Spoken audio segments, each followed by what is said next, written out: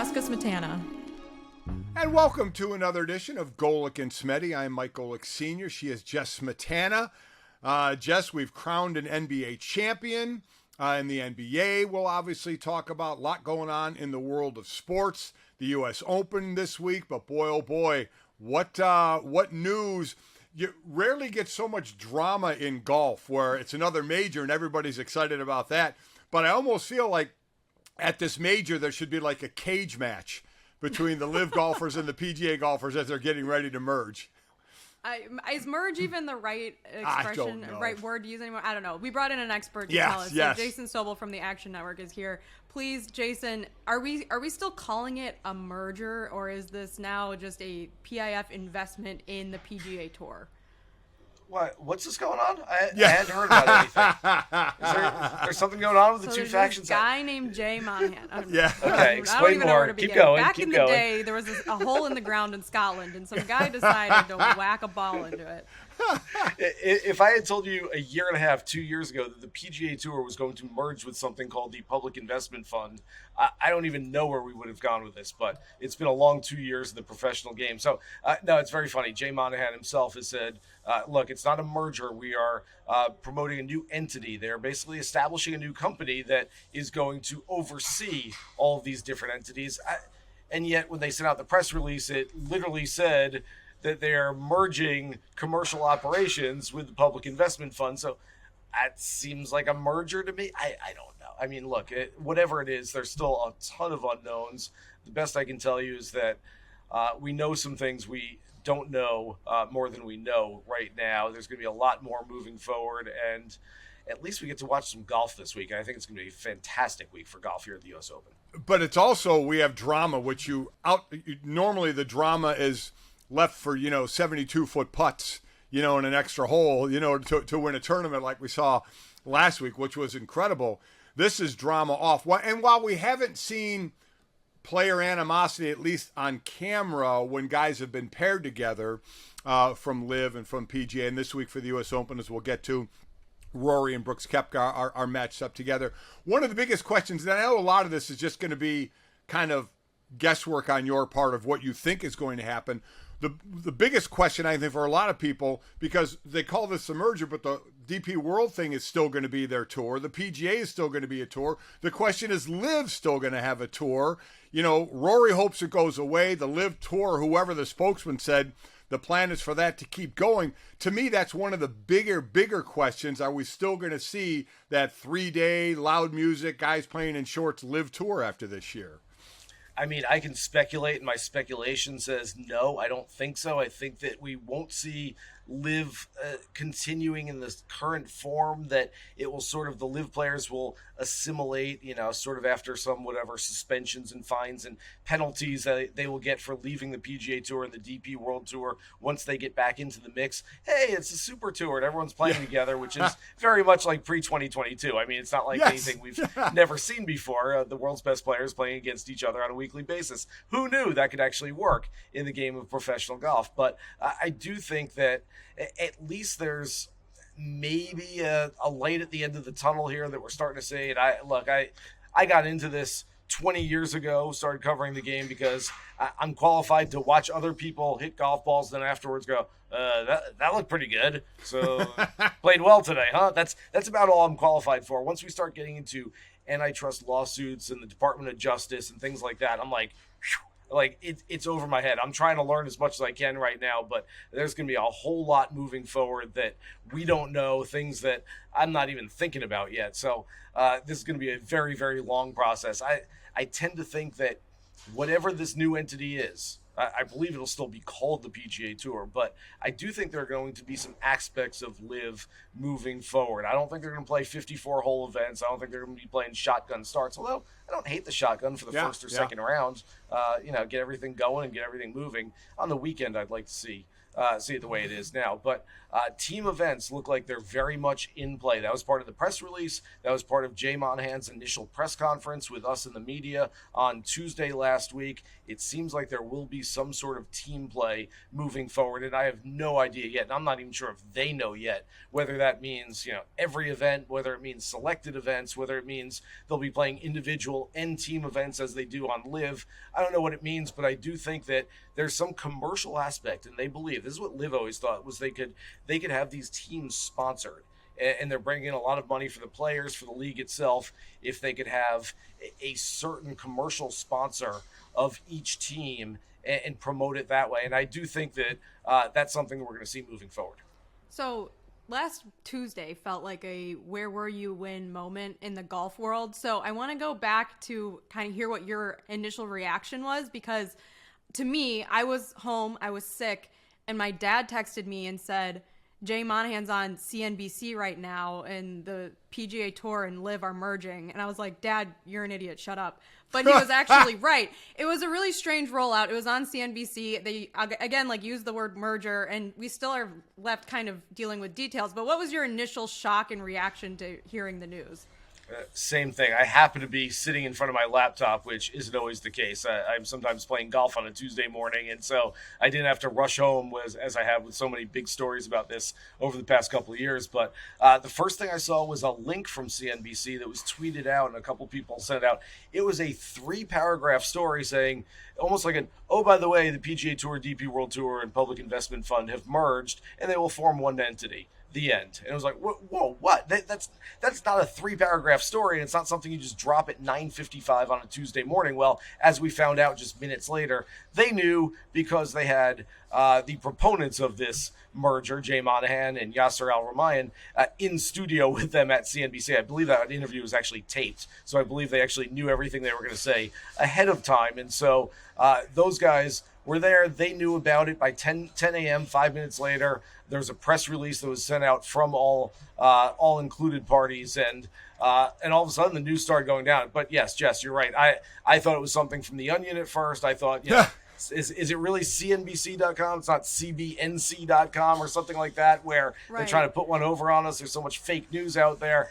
No, it was real. And once we got the press release, we knew it was real. I did not get up from my desk in my office for 12 hours that day. I hosted 4 hours of radio. I did about 8 podcasts. I wrote 3 stories. I mean, it was just a whirlwind of stuff, which isn't easy when you have more questions than answers. When you're sitting there going, I don't really know what to say, but I have to say it because everyone's asking me to say stuff. So, which brings up to me this question, and I think I know some of the answers, but I defer to you. Most times you get a deal done, everything is in place. This time they got a deal done, and basically there's nothing in place. Why? Why did they? I don't want to say rush to this decision, because I know they were talking about it, but why make this decision when nothing else is really set in stone? What was the reason to say, okay, we're going to do this? What domino effect did it have? So they are certainly not going to tell us this. So again, it's speculation that we have to guess on some of this stuff. In my opinion, there was this pending litigation from both sides. And so they're going to go into the discovery phase. And I think during that, going into that discovery phase, the PGA Tour said there's some things that we can't have go public. Maybe some antitrust things, maybe some other things that have happened with the PGA Tour. I certainly don't know what they are, but the Tour didn't want them to be made public. And I think the Public Investment Fund of Saudi Arabia looked at that and said, well, yeah, we kind of got some things too. We might have some skeletons back there. Not so sure, but we don't really want our skeletons going public either. And so they had been talking, and this is something that started 7 weeks previously, just after the Masters.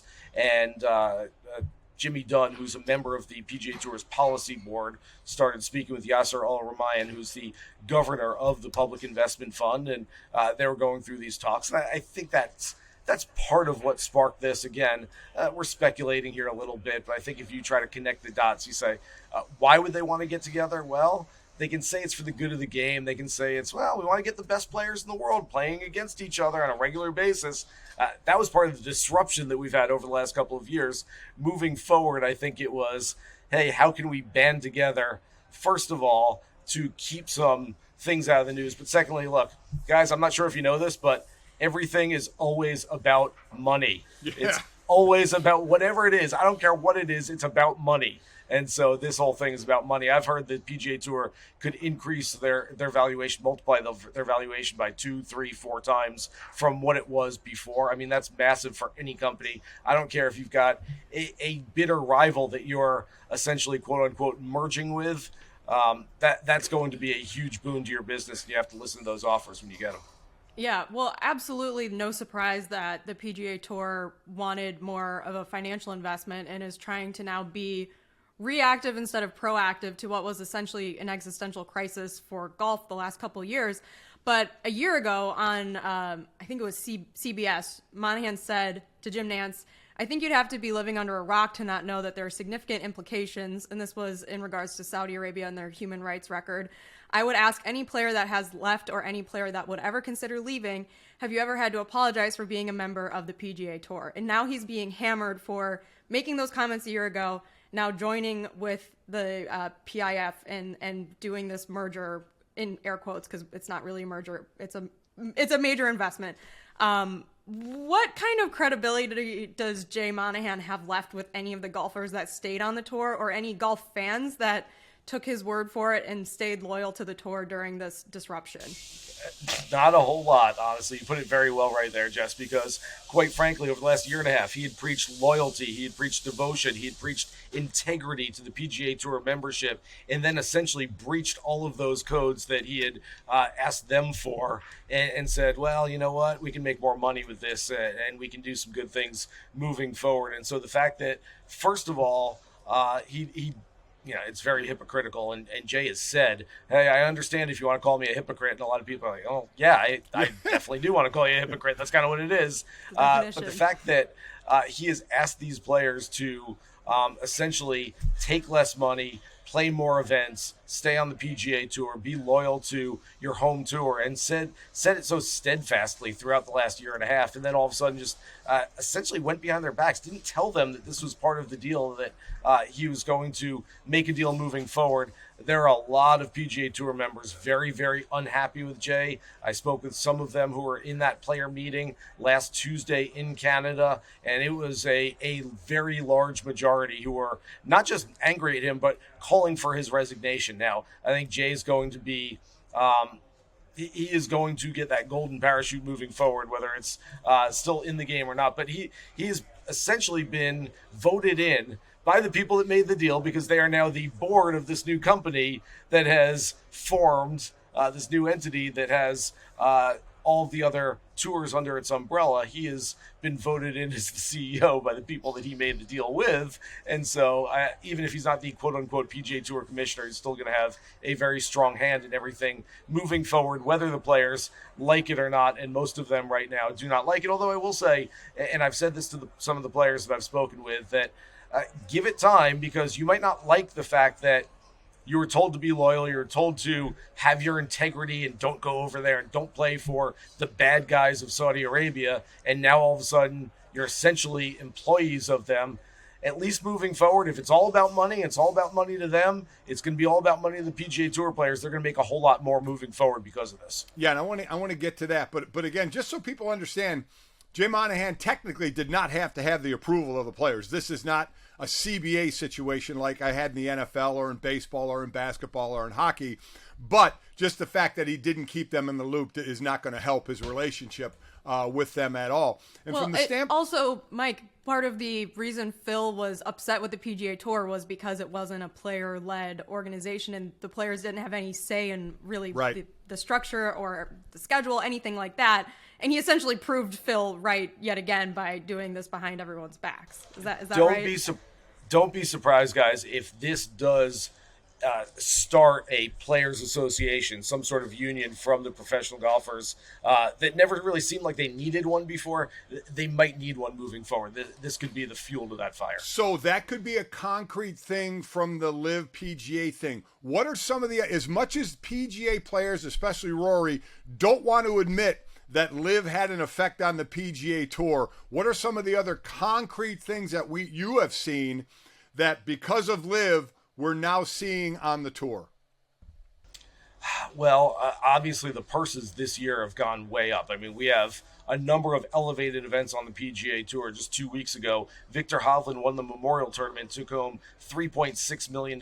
Denny McCarthy lost in the playoff. He won $2.1 million. Just a few years ago, no one was making $2.1 million for winning anything. Now he's getting it for finishing in second place. And so there's a lot more money that's been infused into the game. That is probably also one of the things that was an impetus to this deal making, which is the PGA Tour starting to pay out a whole lot more money to essentially counteract LIV and keep their membership happy a little bit and keep them from leaving for a tour where they're paying out big money. Well, all of a sudden you start paying out big money to all your players for playing in these events, and you don't have a whole lot of it left. And so they needed that infusion of money. Who has money? The Public Investment Fund has money. Maybe we make a deal with them. And so when you start looking at it, even if you don't like it, it all sort of makes some sense as to why this is happening right now. All right, Jason, we definitely want to talk golf. So coming up, we'll talk what's going to go on at the LA Country Club in the U.S. Open, where, again, LIV players will be playing with PGA players after this merger. So do we expect any cage matches? We'll come back with that in a minute. All right, Jason, well, let's actually talk golf kind of while we're still talking LIV PGA as well. U.S. Open is this week, LA Country Club. First and foremost, I'm a guy, Jason, because I'm a weekend hacker. I love the British Open or the Open when it's horrible weather, and I love the U.S. Open when the track is tough. I love to see PGA professionals humanized on the golf court to make it look like me on the weekend. So how tough is this course laying out right now? It's very tough, Golic, and it's going to be a lot of fun to watch. I'm telling you, this course it's in the middle of Los Angeles, first of all. It's on the outskirts of Beverly Hills. It's essentially, the way it's been described to me, it's like if you took Central Park in New York City and turned it into a major championship golf venue and you played right in the middle of the city. That's what this is. I know it's a private country club. In fact, it's a very, very private country club. No shorts, no cell phones, can't blare your music. They wouldn't like me and you hanging out here very often trying to play golf here because we would not fit in. But it is right in the middle of the city. And what the USGA is going to do with this golf course this week is a lot of interesting things. They're going to make the players think. And we've already seen a sign on one of the tee boxes, I believe it's 11, playing 290 yards as a par 3. And a lot of players go, 290 yards for a par 3? That's way too long. Essentially what they're doing this week is they're creating par 3.5s, par 4.5s, making the players think. And you wouldn't believe how many times over the years I've spoken with PGA Tour professionals, world-class golfers, who go, wait, is this a par 4 or a par 5? What am I supposed to make here? And my answer to that is always, well, play the hole in as few strokes as possible. Yeah. Who cares what the par is? And yet it still gets in their head. It's such a mental game, and that's part of it. And so I think they're going to get in the heads of the players this week.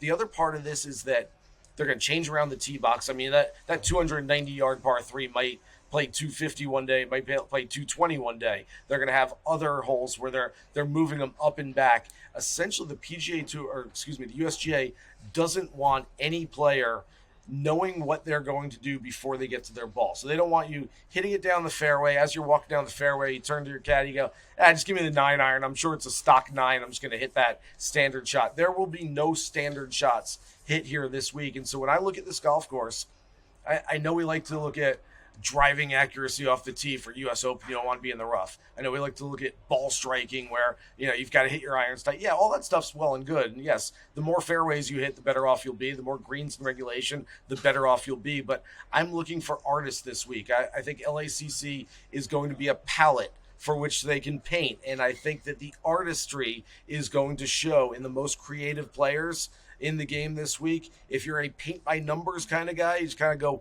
spot to spot to spot. This isn't going to be your golf course. I look at someone like Jordan Spieth, and I know we're going to get into some names. He's one of my favorite plays this week. But a couple of weeks ago, Jordan was asked about his favorite shots, and he said, I hate when I have a flat lie in the middle of the fairway and there's no wind and the cup's cut in the middle of the green, and all I have to do is just hit a straight shot at the hole. He goes, I can't do that. I don't like that. I need to have all these different variables. Those are the type of players that are going to succeed this week because you're going to have a lot of variables on every single shot. What a brag. Most of us can't even hit a straight shot from the fairway with no wind straight at the hole in the middle of the green. So Jordan Spieth has been one of the, top players that struggled a little bit, had some ups and downs this season. Of those top players that haven't been super successful yet, is there one that you expect to really achieve at LA Country Club? I don't know that this is a place you're going to find your game. We say that about Augusta National every year, that if you're not in form going down Magnolia Lane, that I don't know that you're going to find it when you get there. And I tend to think very similar things about this golf course. Doesn't necessarily mean only the guys who have played well over the last month and a half are going to play well this week. But I don't know that you can go from 0 to 60 this week. Justin Thomas is a name of what I think one of the most talented golfers and one of the most creative golfers we have right now. He can hit, the quote unquote every shot in the bag. He has that as much, if not more so, than any other player, but it hasn't been a good season for him so far. I don't know that you can find it this week. I think you've got to have some form coming in and use that form moving forward, because at some point, if you don't have everything firing on all cylinders, it's going to come back to bite you. There's going to be double and triple bogeys here in a hurry if you're not playing your best stuff. It is the 123rd U.S. Open at Los Angeles Country Club. Los Angeles is going to host its first U.S. Open in 75 years. It was at Riviera Country Club back in 1948. I wonder if you could wear shorts then, back in 48. So from DraftKings Sportsbook, Scotty Scheffler is the favorite at plus 700, John Rahm plus 900, Koepka plus 1,100, and then Rory and Cantlay at plus 1,400. McIlroy and Koepka are paired, 2 of the 3 in the same group for the first couple days. What you see on the tour each week, Jason, when you see LIV golfers being with the PGA golfers when this all has gone on, again, in front of the cameras, we haven't really seen any animosity towards play. You don't see fights on the golf course. But is there, behind the scenes, when these guys see each other, is there animosity amongst the players? For the most part, no. I would say 95% of the PGA Tour and LIV golfers have good relationships, and that's only going to be bolstered by, look, they're going to look at each other now and go, hey, I guess we're friends again now, right?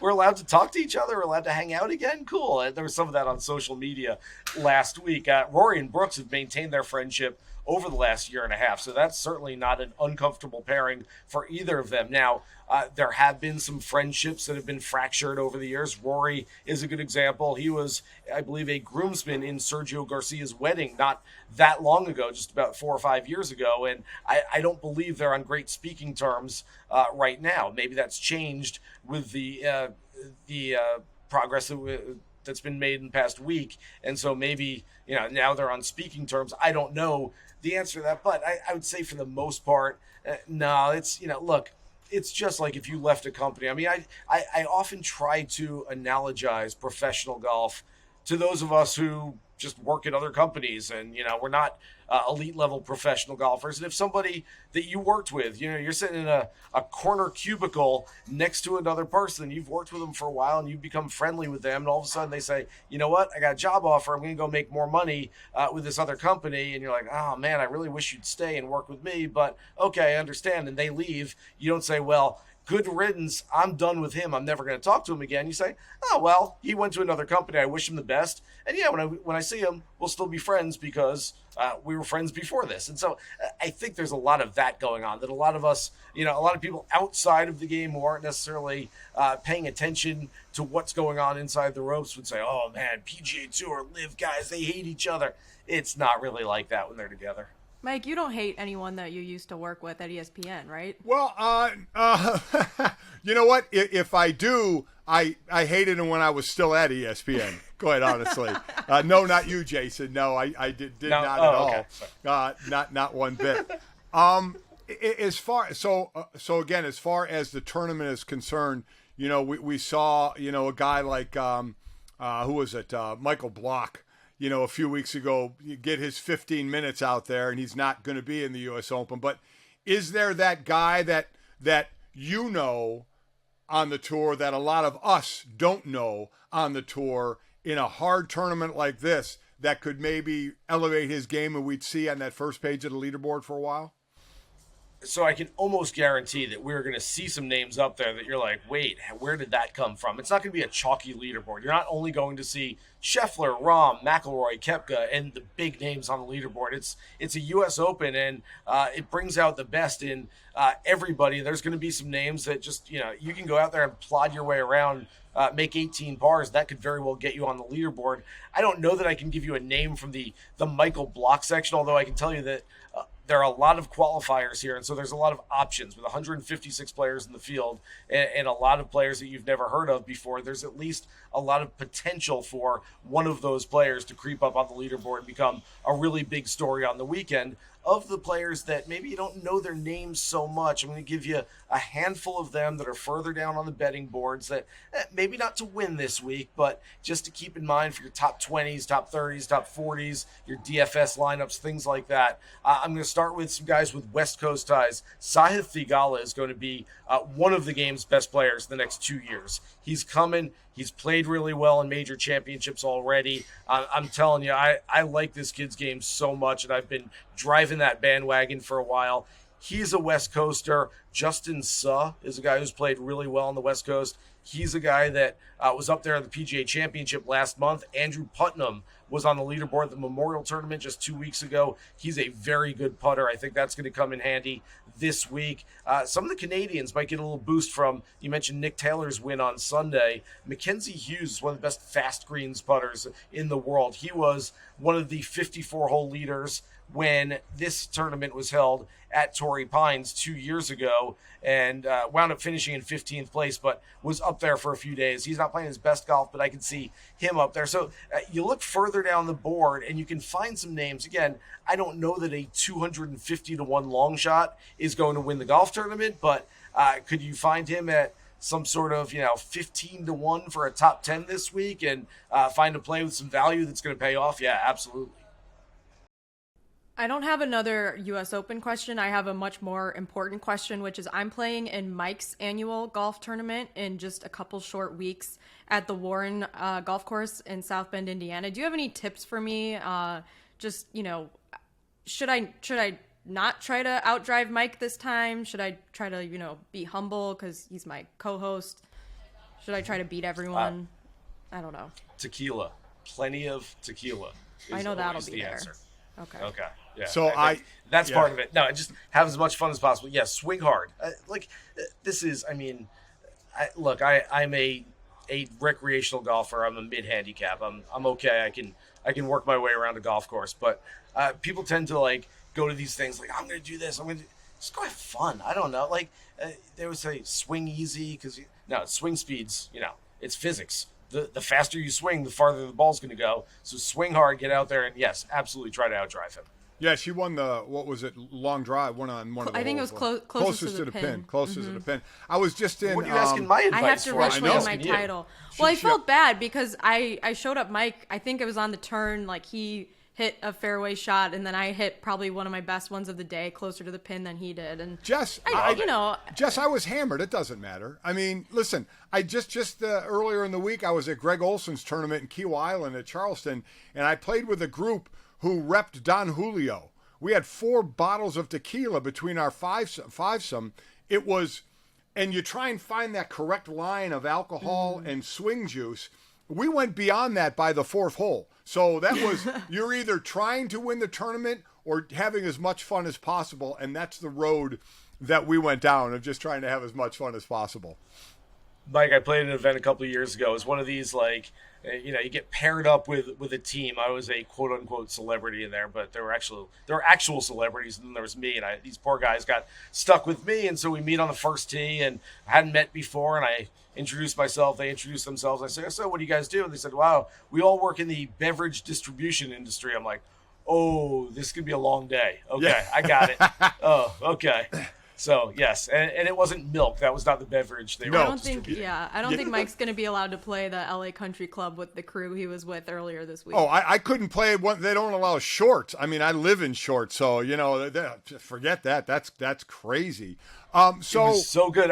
By the way, Mike, I was just watching video on Golf Channel from yesterday. Rory McIlroy practicing here. He's got his shirt untucked. He's wearing shorts. And at one point, he took his phone out of his pocket. He's looking at his phone. I'm like, he just broke every rule at LACC all at once. And there have got to be members that are watching on TV cringing, like sitting in the clubhouse. Like, oh, you can't do that here. I love that. Do whatever he wants. It's exactly right. He can do whatever he wants. It makes me like Rory more.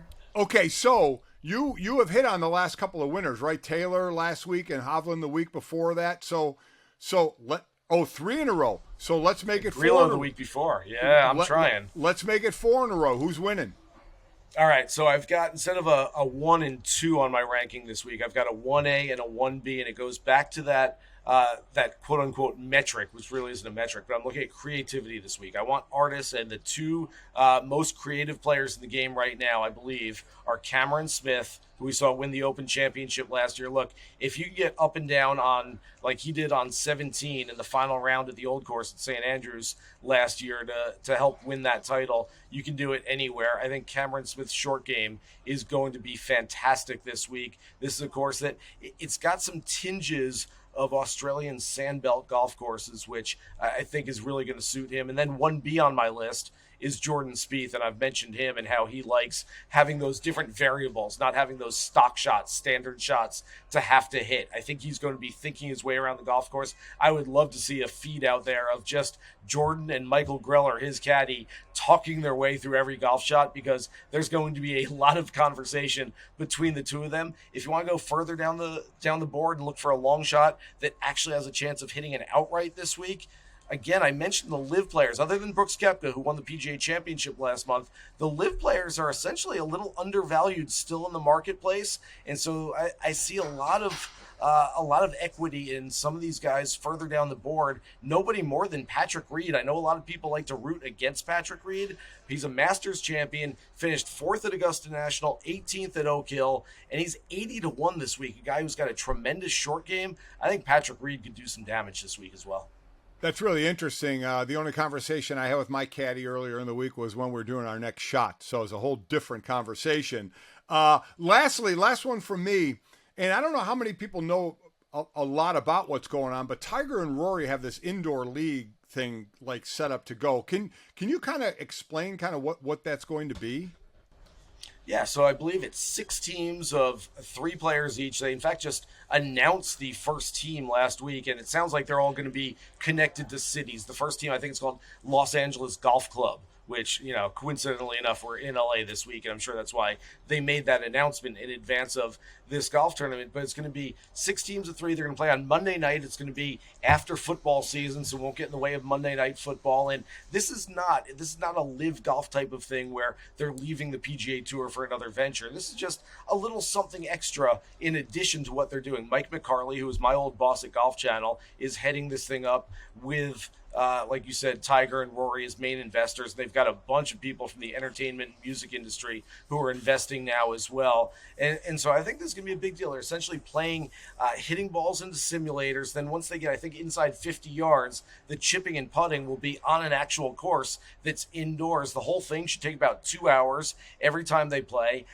A lot of golf purists are like, man, I'm not going to watch that. That sounds stupid. I have 2 kids who won't watch a minute of the U.S. Open, but when I explain that to them, they go, ooh, that sounds really cool. I want to watch that. And so I think this is going to play into a different demographic. It might not be your stringent golf fans who are watching this stuff on a given week, but I do think that a lot of young kids, a lot of people, we go to Topgolf, you see a lot of people at Topgolf every single night who aren't golfers but like going out there and having some fun and think it's cool to watch people play Topgolf. It's going to be very similar, except you're going to see the best players in the world. I'm guessing backwards hat, t-shirt, cargo shorts, maybe even flip-flops or bare feet. I think it's going to be a very casual look, and I think it's going to appeal to a lot of people who don't necessarily want to watch 4 tournament rounds in a PGA Tour event every week.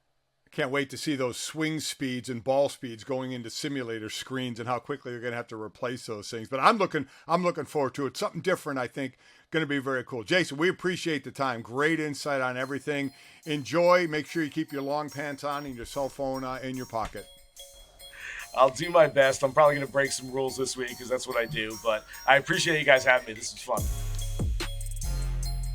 All right, Jess, it was good to get caught up on the golf stuff. And again, rarely do you see golf drama off the golf course, but this LIV deal being done, again, the merger in air quotes as you did, it's going to be wild because they just did a deal and we have no idea what's going on just yet. So we'll keep our eyes and ears open there. But, no longer do we keep our eyes and ears open on the NBA. It is over. Denver wins the championship in the gentleman's sweep 4-1.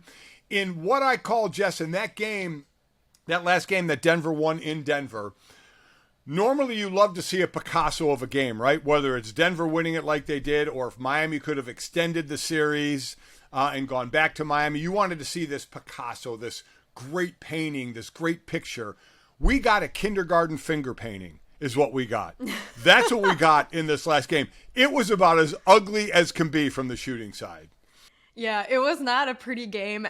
Jokić looked extremely frustrated in the third quarter. It looked like things were about to get out of hand, but you have to give them credit. They hung in there. They won on their home court. I don't think many people thought Miami could come back after going down, 3-1 and bring it to a game 7. So it was only a matter of, is Denver going to win at home or are they going to win on the road? And unlike the Celtics, they got to avoid the extra, travel day for the inevitable to happen. And they won. And Jokić is one of the funniest NBA champions of all time. Unreal. His interview answers, I mean, it was kind of what we talked about last week with Rohan, who did the profile on him for Sports Illustrated. Like, he just doesn't, care about all of the glitz and glamour. He just wants to go back to Serbia and ride his horses and, go swimming. And then I think one of his teammates, I think Aaron Gordon, said that he'll just start getting back in shape 2 weeks before the season starts. And that's just how he'll spend his summer. And him and his brothers will celebrate. And it's kind of awesome. It is. I almost think basketball, Jess, is 4th or 5th on his list of priorities. I mean, did you see horses are first. Yeah, family. His daughter was the winner. Yeah. After that game, everybody, with her on his shoulders, horses, brothers. I mean, and then his answer when somebody asked him about the parade, and he was looking at somebody from the organization's parade, and they're like, "Yeah, Thursday or Friday or whatever." He's like, "Oh, I just want to go home." I mean, this dude couldn't be less interested in all that goes with the championship. It was like we wanted its time to go home. I can't tell if that's refreshing or if we want him to be happier for this whole thing. No, it's a good question. I mean, I think it's authentic, right? Which fans like someone to be authentic. And not every basketball player is going to have the same motivations and wishes and desires as every other basketball player. That's what makes people unique, right? He loves his hobbies and the things that he does when he's, in the off season. And I appreciate him for not caring so much about all the extra stuff. Although, the city's been waiting for this for a long time, so I'm sure they'll be very excited for the parade. It's going to be a huge, and it's great that they were able to do it at home for the fans. But will he be a little distracted at the parade thinking about his off-season regimen? Maybe, but that's okay. Well, listen, we know we're not going to get a Jason Kelsey-esque speech out of him Jason did after the Super Bowl in the Mummers outfit. Maybe from his brothers, though. Did you see his brothers lifting Mike Malone in his the air? His brothers and how they all hang out together reminds me of Jim Kelly, who used to party with his brothers all the time. Those were his best buds. Listen, everybody's talking about the game and what went on. Jokić is the greatest postseason of all time by leading, or the first to lead in points, rebounds, assists. I mean, we're talking about him just elevating from the big man standpoint. Most of the core of this team is under contract. So, Michael Malone, he was the one that started bringing up, we're not satisfied with one, we want more. But this game was ugly. The shooting was ugly. At one point, Denver was 9 of 19 from the free throw line, not from threes, the free throw line. They were awful, but KCP and Miami was worse. Yeah, and they were worse. But they hit him at worse. the end when they needed him. Jimmy Butler was awful, but then got hot in the fourth quarter. Again, a 94-89 game. It was really not a great game, but congrats to Denver. Congrats to Stan Kroenke. Stan Kroenke, the Nuggets win in 23. He owns the Colorado Avalanche. They won the Stanley Cup in 22. He owns the Rams. They won the Super Bowl in the 21 season, but the 22 Super Bowl. He owns the National Lacrosse League's Colorado Mammoth. They won the lacrosse championship in 22. I mean, he's just grabbing trophy after trophy in this thing. Yeah, seriously. That's quite a resume. What are your thoughts on the whole, the trophy getting handed to the owner thing after the championship game? Jess, I know a lot of people don't like it. They like it to the coach or the players. My thought is this guy signs the checks. This guy bought the team. This guy's money is the reason that the team is in existence. So I have no problem with the trophy going to that guy first. I really don't. And then, of course, the finals MVP trophy went to Jokić, who he is now the sixth, I believe, out of the country player who has won the finals MVP. Giannis has won it. Dirk Nowitzki's won it. Tony Parker, Tim Duncan, Hakeem, and now the Joker as well. So congrats to them. Big weekend for Jokers. Oh, yeah, it's exactly right. How about in Miami now? Jimmy Butler, playoff Jimmy, Himmy, and that all that thing. We're all waiting 2 weeks from now to him have surgery on something, probably his ankle, and one of the reasons he wasn't what he was. But as Jeff Van Gundy said, and I agree, if you're out in the court, you're out in the court. The expectations don't change. You got to get it done. Did we lose, even though, Jess, you had an eighth seed in the NBA Finals, did Jimmy Butler lose any kind of shine at all on what got them there by not playing his best? I don't think so. I think really it's a credit to, and you saw how they played without him playing his best game over the last, 6 or 7 games. And I think it really shows you how important of a player he is. Even though he was hurt, he can't sit out. He can't sit out games. Like, that team needs Jimmy Butler. He is the star of the team. He is the player that I feel most bad for that he wasn't able to win an NBA championship this season. And I hope one day he will, because I think he's a phenomenal player, and I enjoy him as a fan. He puts up incredible performances. Sometimes you wonder how he's able to do it. But I think just as a fan base, Miami fans probably are wondering, like, this was an opportunity as an 8 seed to win an NBA championship with a roster that most people didn't think were going to get past the play-in round, barely got through the play-in round. This is probably not something that will ever be, it's not sustainable. They're going to have to make some big decisions and figure out how to generate more offense with the role players on the team, or sign another superstar. I know Damian Lillard said on his podcast, maybe he'll come to Miami. There's a lot of question marks for the Miami team. They almost stole one unexpectedly this season, and credit to them for getting that far. But I mean, if you're a fan, you're probably left with more questions than answers after this season. Yeah, and so 2 teams in the finals on 2 different paths. Miami, there's going to be a shift in personnel, and as I mentioned earlier with Denver, they have their core pretty much in order right now. So a team we kind of undervalued or didn't give them the love they probably deserved. Now, their coach Michael Malone is yelling after the game, we're not satisfied with one, we're going to get more, and they sure as hell may, the way they're going to go, the way they've been going. So congrats to Denver. Overall, you look at the NBA, Jess, 5 different champs in the last 5 years. The last repeater was Golden State, in 16, 17, or 17, 18, whatever it was. But you've had 5 different ones the last 5 years. Regular season attendance record, postseason TV ratings were up. So it seems like the NBA is in a pretty good place right now. Yeah, and they even pushed up the start time of the finals game, so I'm happy. I didn't watch the trophy ceremony, Mike, but I stayed awake for the end of a finals game for the first time in like 3 years. So how about that? Myself on the back. That's exactly right. It was a fun season. Good job out of you. It was. Over. Now it's football season. So. Now, right? We got to finish up hockey, and unfortunately, down there, you're in Miami. Florida Panthers are probably going to go down to the Golden Knights in Las Vegas, and then. Mini camps are finishing up in the NFL, and then we have a little bit of a break before we get to training camp. So, Yeehaw to all that. But coming up next, we got F1 to talk about. We have huge money turned down by a player who said, I'd rather go to Miami. And we had a job opening that was filled quicker than I thought. Because, Jess, I was going to throw my hat into the ring for this one. We will talk about that next. All right, Jess, a few things I want to fly through here. Let's first talk about Messi going to Miami. Turned down the Saudi money that Cristiano Ronaldo took and now wants to get out of. It turns out the last offer to him for that league was 3 years and $1.5 billion.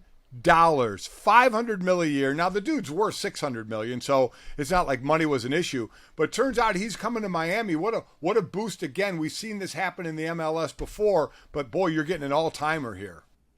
It's absolutely crazy. I don't know if he knows yet that the team actually plays in Fort Lauderdale. Hopefully someone warned him of that. But it probably won't matter. He'll probably take his helicopter to the games. He won't have to deal with I-95 traffic. But yeah, I mean, it's crazy. It feels like everything in the world is revolving around the city of Miami and Miami sports right now. So it's cool. I mean, good for MLS. It obviously turned down a huge contract with the Saudi team, but sounds like he's going to get, part of this Apple deal. Right. He's going to get Adidas. Team equity. Like there's a whole lot in it for him. As we know, it is not that hard if you are already wealthy to make a ton of money in this country. So I think he'll be happy. Yeah, it'll be interesting when he goes stateside for soccer as opposed, this is the world sport. And while it's growing in the United States, it's certainly not as big here as it is in other places in the country. Certainly on the men's side. Although, the Women's World Cup this summer, I expect is going to be shattering records also. I'm very excited for that. Oh, so excited for that. Before we get to F1, we have at Notre Dame, our athletic director, Jack Swarbrick, is stepping down at the beginning of 2024. Jess, I was going to throw my hat into the ring since I live here 6 months. I can't believe you didn't get an interview. Nothing. I mean, it went to Pete Bavacqua, who's a great guy, was helping run NBC Sports, used to be the CEO of the PGA. Went to Notre Dame. Went to Notre Dame, was a walk-on punter under Lou Holtz, as a lawyer as well. And so he's going to take over. But Jack was here, I think, 15 years and had 10 national championships. But he did not get it in football. He said that's his biggest regret. The closest he got was when Mike and Jake were on the team in 2012 when they lost that title game to Alabama. That's the closest they got to winning the championship game. Hang on. He's retiring at the end of the next school year, right? So I'm wearing my Olivia Miles signed T-shirt right now, so I think there's still a chance he can win. I mean, that team certainly, if she's healthy, is going to be set up for a championship run. Yes, this is his last chance to get that football national championship. But what a run he's had! It's just a heck of a run. Still wants to do maybe one more thing, he said, in the industry. But what's interesting is Pete Bavacqua, again from NBC. Remember, Notre Dame and NBC have the agreement, which is I think about $20 million a year. And the reports are Notre Dame's looking for like $75 million a year. So now the guy that would have been on one side of the table, had the role stayed the same, is now going to be on the other side of the table as the AD of Notre Dame, now negotiating this deal against his, guys that he used to work with at NBC. Yeah, I saw Swarbrick say in one of the interviews, like, you'd rather be negotiating with that guy still at NBC as a Notre Dame grad. But I don't think it hurts that there's a former TV exec in charge, because the television rights deals are the name of the game right now for Notre Dame. If they want to stay independent, they have to be making competitive money from a TV deal. And they have to have a path to the playoff, which it seems like they will have with the 12 the 12-game playoff thing that's starting next season. So, end of an era for Jack Swarbrick, but maybe we'll win like 6 more national championships next year, and he'll get to add some to it. That would be nice. You get to add some to it. Well, he has a little bit of time left. Pete Bavacqua is going to come in actually in a month or two and kind of start working, learning the ropes of everything before he takes over in the beginning of 2024. And then we get to F1. Where is it this week? Is it in Canada? The Canadian Montreal Grand Prix, that's right. But what's interesting, and this seems to be the way now, I know you're know way more about the F1 than I do, but I'm getting more and more involved in it and love it. And now they're doing what we've seen in other sports. the alternate broadcast. Oh, you know, what Peyton Manning and Eli Manning have started, we've seen that spread out into other sports. Now it's going to hit F1. So your thoughts, this alternate broadcast is going to be, and I love this guy, Will Arnett. I think he's a funny dude.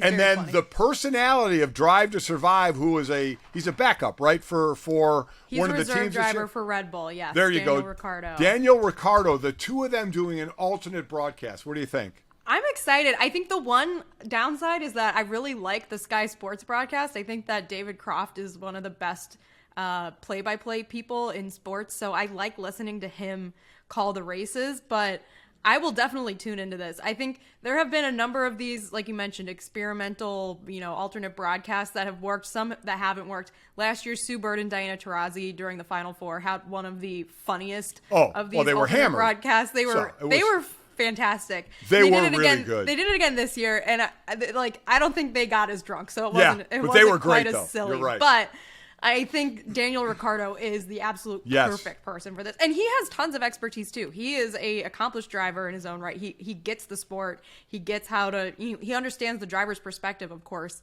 I'm really excited. I don't know how I'm going to be able to watch both, but I'll have to find a way. Maybe I'll watch the race twice. I'm looking forward to it because – because I agree that the race commentators are very good. Now, what I do like is how they talk about strategy, because it's things I'm still learning and don't know.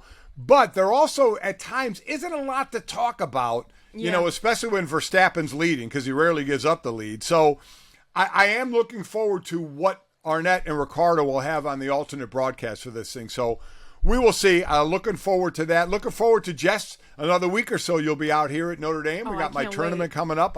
I can't wait to see which baked good you're going to bring. Oh, well, shoot. Oh, you didn't even think about that yet. Come on, Jess. All right. Well, I got time. I'll figure it out. Yeah, you got a week or so. So get on that, and I look forward to playing golf against you again.